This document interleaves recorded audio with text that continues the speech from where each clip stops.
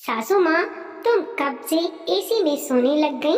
रोहन अपनी माँ को आवाज देते हुए कहता है, माँ, आज हमारे ऑफिस में रात में पार्टी है तो हम रात भर ऑफिस में ही रहेंगे। सुबह तक घर आएंगे। आप अच्छे से दरवाजे को बंद कर लेना और बाहर वाले गेट का ताला लगा देना। बेटा, बहू भी जाएगी क्या तुम्हारे साथ? माँ, तुम हमेशा फालतू के सवाल ही करती हो। अब मेरे ऑफिस की पार्टी है, रीना भी मेरे ऑफिस में ही काम करती है, तो हम दोनों को ही साथ में पार्टी में जाना होगा। इसमें पूछने वाली कौन सी बात है? नहीं बेटा, मैं तो बस ऐसे ही पूछ रही थी। रीना अपने कमरे से निकल कर आई और रोहन से बोली, सुनो, मुझे फटाफट से मार्केट ले चलो। मेरी ड्रेस की मैचिंग की इयररिंग्स नहीं मिल रहे हैं, पता नहीं कहाँ रख दिए हैं। रोहन बाइक निकालकर फटाफट से रीना को मार्केट ले गया। रात के 8 बज रहे थे। दुर्गेश्वरी जी रसोई में जाकर देखती हैं कि कुछ खाने को रखा हो तो अपने पति को समय से खाना दे दे और खुद भी खा ले। पूरी रसोई को देख लिया पर खाने के लिए तो कुछ भी नहीं था। तब तक रोहन भी मार्केट से आ गया। दुर्गेश्वरी जी अपनी बहू से कहती हैं, बेटा, खाने के लिए आज क्या बनाया है? तुम्हारे बाबूजी के खाने का समय हो गया है, उसके बाद उन्हें रात को दवाई भी देनी पड़ती है। माँ जी, अब मैं तुम लोगों के लिए खाना बनाती रहूं या फिर अपने ऑफिस की पार्टी में जाने के लिए तैयार हूँ? मैंने तो आज तुम लोगों के लिए कुछ भी नहीं बनाया है और हम लोग वैसे भी ऑफिस की पार्टी में जा रहे हैं, उधर से ही खाकर आएंगे। तुम लोग अपना देख लो। रोहन और रीना तैयार होकर अपने ऑफिस की पार्टी के लिए निकल गए। दुर्गेश्वरी जी रात के खाने के लिए कुकर में खिचड़ी चढ़ा देती हैं और अपने पति को निकाल कर दी। दोनों ने साथ में खिचड़ी खा ली। महेंद्र जी कहते हैं, कितने दिनों से अपने बेटे से कह रहा हूँ कि हमारे कमरे का पंखा खराब हो गया है, उसको ठीक करा दो, लेकिन बेटा तो हमेशा किसी न किसी काम में बिजी ही रहता है। आज हमारे कमरे के पंखे को खराब हुए पूरे 20 दिन हो गए हैं। 20 दिन से कहते कहते मेरा तो मुंह भी दुख गया, लेकिन बेटा पंखा सही करने के लिए तैयार नहीं है।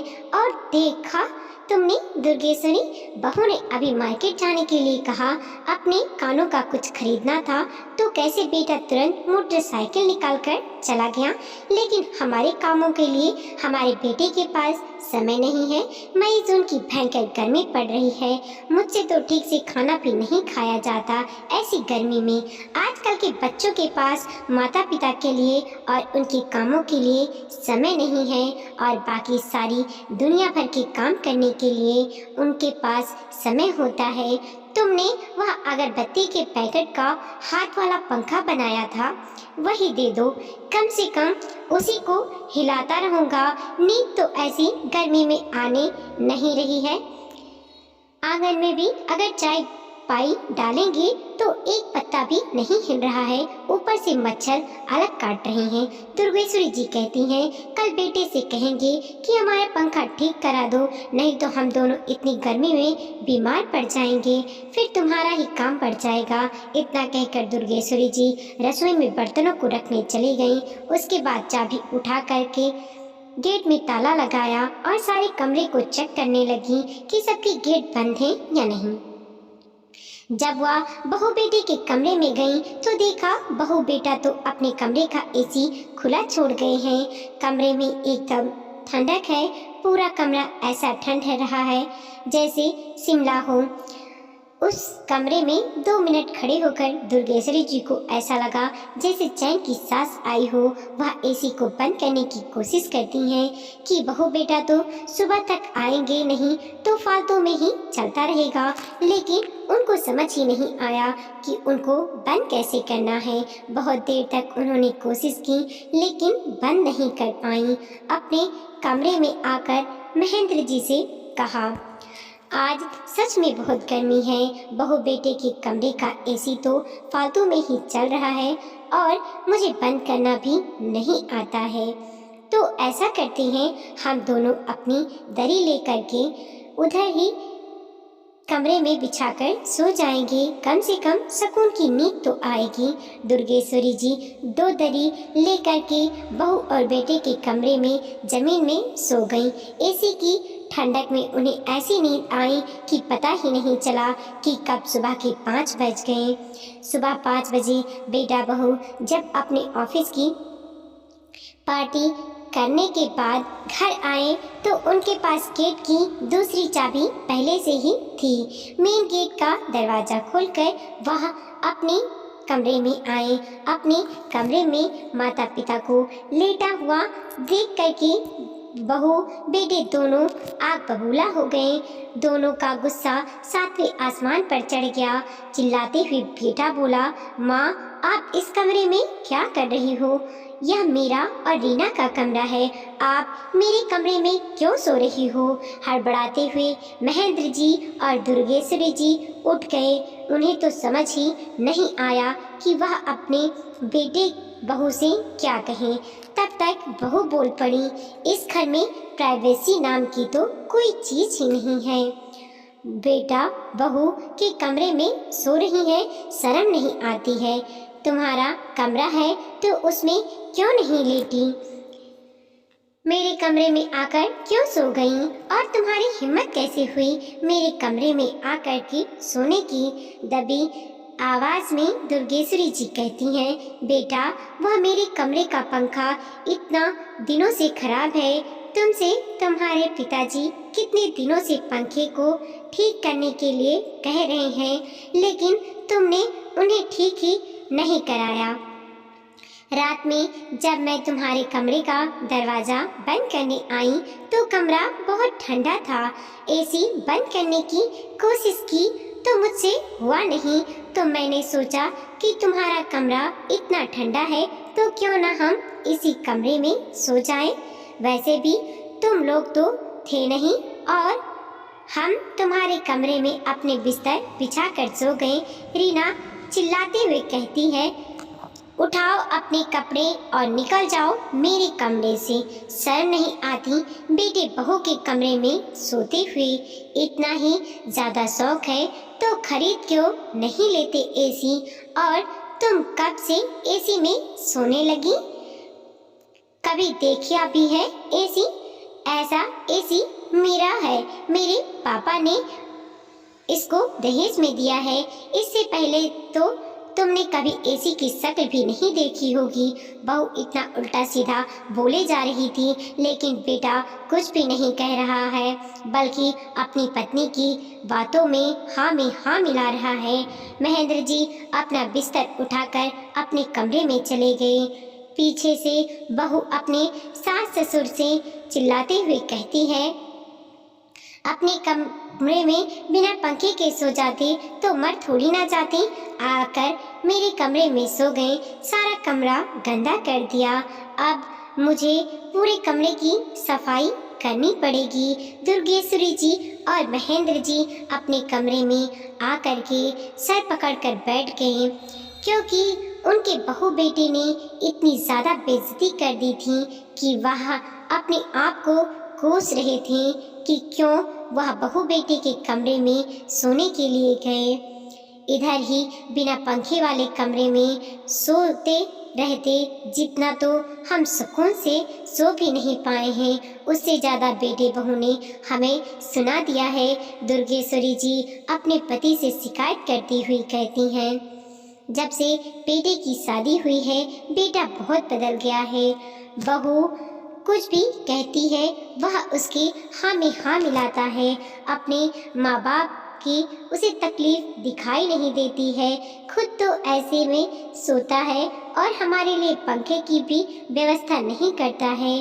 क्या हमें गर्मी नहीं लगती है? और जब से बहू मायके से एसी लेकर आई है तब से बहू अपने एसी के गुणगान गाकर मेरा तो जीना दुर्भार कर दिया है। बेटा बहू सुबह के 5 बजे आ गए थे और इसके बाद उन्होंने महेंद्र जी और दुर्गेश्वरी जी को इतना कुछ सुना दिया था। वह बेटे बहू तो अपने कमरे में जाकर इतना कुछ कहने के बाद जाकर सो गए थे। लेकिन महेंद्र जी और दुर्गेश्वरी जी को तब से नींद नहीं आई। वह छत पर जाकर बैठ गए कि थोड़ा बहुत छत पर सुकून मिले, लेकिन उधर भी बहुत गर्मी थी। सुबह होते ही दुर्गेश्वरी जी घर के कामों में लग गईं। बहू की तो रात भर पार्टी चल रही थी, इसलिए वह तो सुबह जल्दी उठने वाली नहीं थी। और फिर आज तो रविवार था, 10 बजे से पहले बेटे बहू सोकर नहीं उठेंगे। दुर्गेश्वरी जी रसोई में अपने और अपने पति के लिए चाय बनाती हैं, उसके बाद सबका खाना बनाकर रख देती हैं। महेंद्र जी एक प्राइवेट स्कूल में अध्यापक थे। जब तक कमाते थे तब तक तो घर में सब कुछ बढ़िया था। जब तक घर के खर्चे महेंद्र जी के पैसों पर चलते थे तब तक उन्हें कोई समस्या नहीं थी, लेकिन अब उन्होंने पैसा कमाना बंद कर दिया है।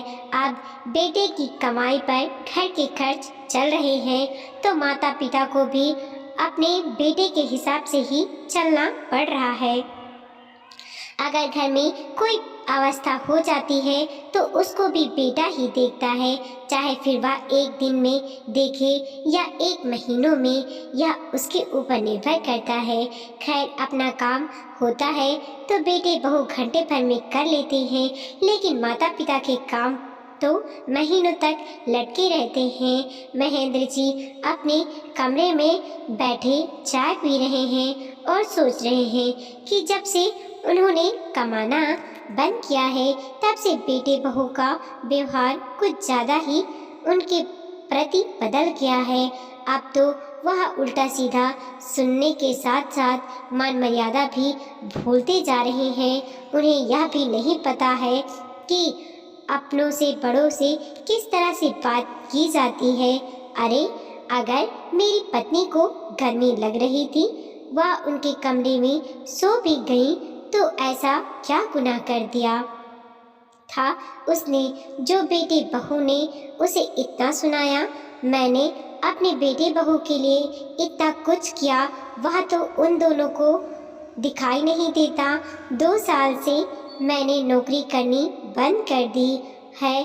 उसके पहले तो मैं भी घर के सारे खर्चे चलाता था। मैंने तो बेटे बहू पर कोई बंदिश नहीं लगाई। लाइट का जितना भी बिल आता था मैं ही देता था, लेकिन आज पंखे का बिल देने के चक्कर में बेटा मेरे कमरे का पंखा भी ठीक नहीं करा रहा है और अपने कमरे में एसी तक का खुला छोड़कर जाता है। इस तरह से घर पर खाली बैठना महेंद्र जी को अच्छा नहीं लग रहा है। अपनी पत्नी को जब वह दिन दिन भर रसोई में काम करते देखते हैं और बहू को आराम करते देखते हैं, वह सोचते, क्या मेरी पत्नी का सारा बुढ़ापा इसी तरह काम करते करते कट जाएगा? क्या वह पूरी जिंदगी रसोई का काम, झाड़ू पोछा, बर्तन खरीदती रहेगी? उसे कभी आराम नहीं मिलेगा। बहू तो अपना आराम से ऑफिस के लिए निकल जाती है, जितना मन होता है उतना काम करती है, नहीं होता है तो नहीं करती है। एक दिन दुर्गेश्वरी जी टीवी पर रामायण देख रही थी। बहू आई और हाथ से रिमोट छुड़ाकर फटाक से टीवी को बंद कर दिया और चिल्लाती हुई बोली, पूरा दिन बैठकर टीवी देखती रहती हो, लाइट का बिल तो हमें देना पड़ता है। अब से टीवी आप शाम सुबह ही चलाएंगी, पूरा दिन टीवी चलाने की ज़रूरत नहीं है। बेचारी दुर्गेश्वरी जी अपने बहू के इस व्यवहार से आहत होकर कमरे में आकर रोने लगी कि घर भी उनका है, टीवी भी उनकी, लेकिन लाइट का बिल बेटे को देना पड़ता है तो बहू टीवी भी नहीं चलाने दे रही है। अपनी पत्नी की ऐसी हालत देखकर महेंद्र जी उठते हैं और उठकर बाहर निकल गए। उनकी पत्नी के प्रति बहू बेटे का ऐसा व्यवहार उन्हें बेचैन कर रहा है। अब उन्होंने सोच लिया था कि वह कुछ न कुछ ऐसा करेंगे जिससे वह अपने ही घर में आराम से रह सके, अपनी पत्नी को थोड़ी सी सुख सुविधा दे सके, कुछ ऐसा कर सके जिससे बहू मेरी पत्नी के ऊपर बंदिशें ना लगाए। अपने घर में वह खुलकर रह सके। महेंद्र जी का इसी शहर में हाईवे के पास एक प्लॉट डाला हुआ था।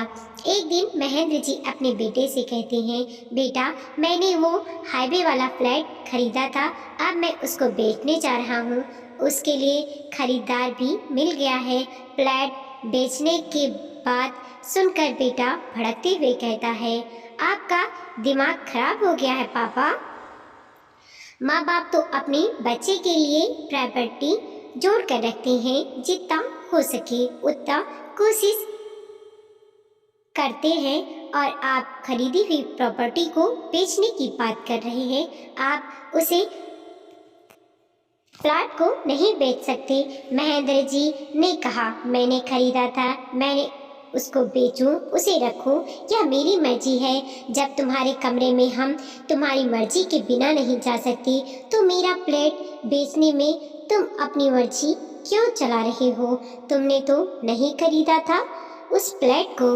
महेंद्र जी का दो टूक सा जवाब पाकर रोहन और रिया दोनों का मुंह उतर गया। कमरे में जाकर रिया रोहन से कहती है, तुम्हारे पापा बहुत नाराज लग रहे हैं। एक काम करो, तुम उनके कमरे का पंखा ठीक करवा दो, जिससे उनकी नाराजगी कुछ कम हो जाएगी, और किसी तरह से उनको फ्लैट बेचने से मना करो।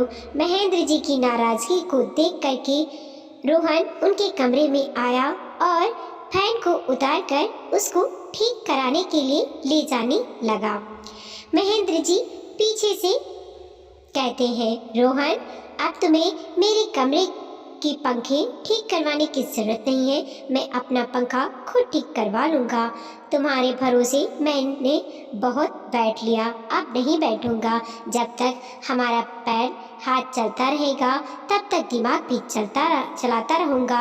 मुझे तो लग रहा है कि अब मेरा बेटा नौकरी करता है, बहू भी नौकरी करती है, तो अब हम दोनों घर की जिम्मेदारियों से मुक्त हो जाएंगे। लेकिन नहीं, हम पर तो और ज़्यादा बंधन लग गए हैं, और तुम्हें लगता है कि मेरा पंखा ठीक कराने से मैं अपना फ्लैट नहीं बेचूंगी, तो तुम गलत हो।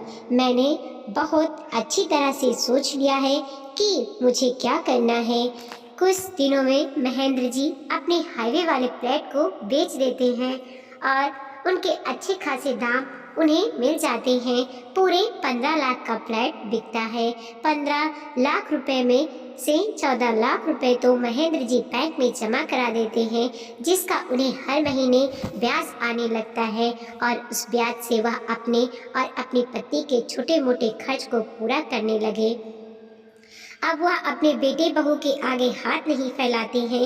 1 लाख रुपए में उन्होंने अपने पत्नी के लिए एक बड़ा सा टीवी खरीदा, और अपने कमरे में एक नया एसी लगवा दिया। जिस दिन महेंद्र जी ने अपने कमरे में एक नया एसी और नया टीवी लगवाया था, उस दिन बेटे बहू ऑफिस में थे। उन्हें पता ही नहीं था कि पापा ने अपने कमरे में नया एसी और टीवी लगवाया है।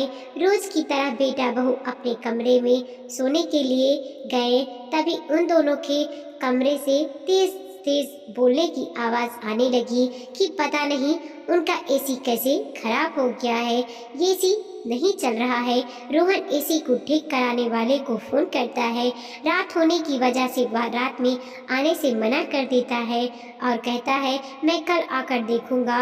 रोहन और रिया को तो ऐसे में सोने की आदत है, बिना एसी के तो वह सो ही नहीं सकते। कूलर तो एक ही था जो पापा के कमरे में लगा हुआ था और बहुत ही समय से खराब पड़ा है। रोहन ने कभी उसको ठीक नहीं कराया और महीने भर से तो उनका पंखा भी खराब है, जिसको ठीक कराने के लिए महेंद्र जी अपने बेटे से कई बार बोल चुके थे। गर्मी की वजह से बेटे बहू दोनों ही अपने कमरे से बाहर आकर आंगन में बैठ गए। उन्हें अपनी माँ और पापा के कमरे से टीवी चलने की आवाज़ सुनाई दी। रीना ने कहा, यह टीवी की आवाज़ कहाँ से आ रही है? हॉल का टीवी तो बंद है, शायद माँ के कमरे से टीवी चलने की आवाज़ आ रही है। रोहन कमरे में गया तो देखा माँ कुर्सी पर बैठी हुई टीवी पर रामायण देख रही हैं। पास में ही दीवान पर महेंद्र जी लेटे हैं। पीछे पीछे से रीना भी आई तो चिल्लाती हुई बोली, मैंने आपको कितनी बार मना किया है कि रात में टीवी मत चलाया करो, फिर भी लाइट का बिल बढ़ाने के लिए इतनी देर तक टीवी चला रही हो। और इतना बड़ा टीवी कब खरीदा तुमने? कहाँ से आए इतने पैसे? तभी अचानक से रिया की नज़र कमरे में लगी एसी पर गई। चिल्लाकर बोली, यह एसी कहाँ से आया? कब लगवाया तुमने इसको? कहाँ से आए इतने सारे पैसे? रिया दुर्गेश्वरी जी के हाथ से रिमोट लेकर टीवी बंद करने को जा ही रही होती है कि महेंद्र जी रिया को टोकते हुए कहते हैं, बहू टीवी को बंद मत कर देना, यह टीवी मैंने खरीदा है, यह मेरा घर है, मेरा कमरा है, मेरी टीवी है, मुझे इस कमरे में जो करना होगा मैं करूँगा।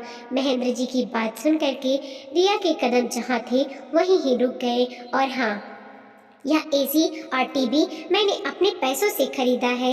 मैंने तुम्हें बताया था ना कि मैं अपना फ्लैट बेच रहा हूँ, मैंने उसको बेच दिया है। उसके सारे पैसे मैंने तुम्हारी माँ के नाम करवा दिए हैं। उसमें से कुछ पैसे निकाल करके मैंने नया टीवी और एक एसी लिया है। बेटा, तुमसे तो कहते कहते इतने दिन हो गए, लेकिन तुमने मेरा एक पंखा तक नहीं ठीक करवाया, क्योंकि तुम्हें अब मेरे ऊपर 1000 रुपये भी खर्च करना बहुत मुश्किल लगता है, जबकि मैंने तो तुम्हारे लिए लाखों की प्रॉपर्टी छोड़ रखी है, वह तुम्हें नहीं दिखाई देती है। जब तुम अपने 1000 रुपये मेरे ऊपर खर्च नहीं कर सकते हो, तो मैं अपनी लाखों की प्रॉपर्टी तुम्हारे लिए क्यों छोड़ूं? उसी में से कुछ प्रॉपर्टी बेचकर अपना बुढ़ापा भी आराम से काट लूँगा। नहीं चाहिए मुझे तुम्हारे पैसे। और बहू, आज के बाद मेरी पत्नी को टीवी देखने के लिए मना मत करना, क्योंकि इस घर के लाइट का बिल अब मैं दूंगा, तुम्हें देने की ज़रूरत नहीं है। और हाँ, मेरे उस लाइट के बिल में तुम अपना एसी आराम से चलाना, मैं तुम्हें मना नहीं करूँगा।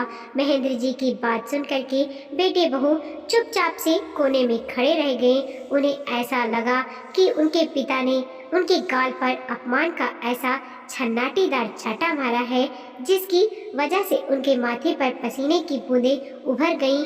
दोनों अपने माँ बाप के कमरे से निकलकर आंगन में आकर बैठ गए। क्या करें, आज तो उनका एसी भी खराब हो गया। आंगन से छत और छत से आंगन पर टहलते रहे, लेकिन उनकी हिम्मत नहीं हो रही थी कि अपने पिताजी से कह दें कि मेरे कमरे का एसी खराब हो गया है, तो क्या आपके कमरे में सो सकते हैं? तो दोस्तों, माता पिता तो हमारे लिए कितना कुछ करते हैं, लेकिन हम ही उन्हें ऐसा कठोर निर्णय के लिए मजबूर करते हैं। अगर हम उनकी छोटी मोटी ज़रूरतों को पूरा करते रहेंगे तो उन्हें ऐसे बड़े निर्णय लेने की ज़रूरत नहीं पड़ेगी। और सच में जब बेटे बहू नहीं करते हैं तो ऐसे कठोर निर्णय लेना ज़रूरी भी हो जाता है। हम अपना सब कुछ बेटे को देकर भी उन्हीं के सामने अपने हाथ फैला कर मांगे, यह भी तो सही नहीं है। इससे अच्छा हमारे पास जो है हक के साथ हम उसी का इस्तेमाल करें तो ज़्यादा बेहतर है। वीडियो को लाइक कीजिए, कमेंट कीजिए और अपने दोस्तों के साथ ज़रूर शेयर कीजिए। चैनल पे नए हैं प्लीज़ सब्सक्राइब कीजिए और देखते रहिए मोटिवेशनल स्टोरी।